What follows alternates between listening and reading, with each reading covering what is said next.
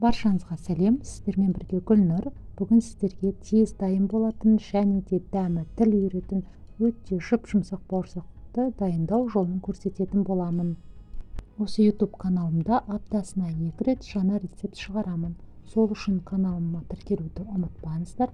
Тіркелу үшін осы видео астындағы подписаться кнопкасын бассаңыздар жеткілікті. Алдымен бізге қажетті жылы суымызды ыдысымызға құямыз. Одан соң орта қасық толтырмай ашытқымызды қосамыз.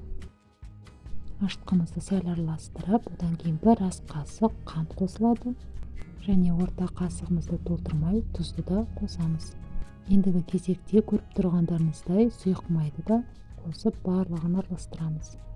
Мен бауырсаққа 2 жұмыртқа қостым. Сіздер егер қаламасаңыздар қоспасаңыздар да болады.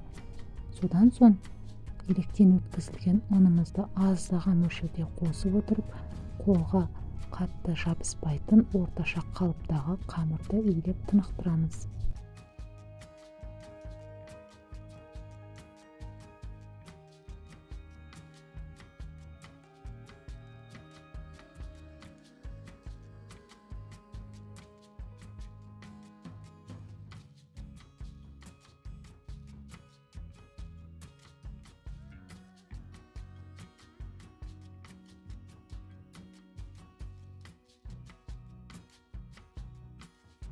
Жұмсақ қамыр менде дайын болды. Аздаған уақытқа, ұзақ уақытқа емес, бір көтерілгенге дейін мен тынықтырып қойдым. Қыздар, осылай ашыған қамырды міндетті түрде аздаған ұн сеуіп отырып, оқтаумен қатты баспаймыз.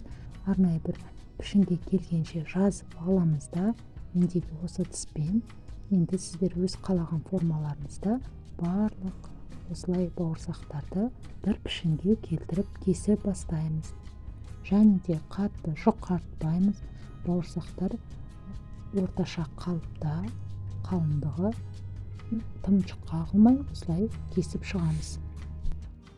Алдын ала қыздырылған майымызға бауырсақтарды салып, осылай екі жағы қызарғанша пісіріп аламыз.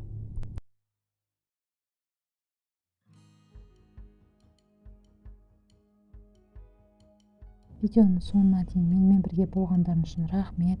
Егер видео ұнап жатса, комментарийға жазып, пікір қалдырып, және де лайк басуды ұмытпаңыздар. Ас болсын.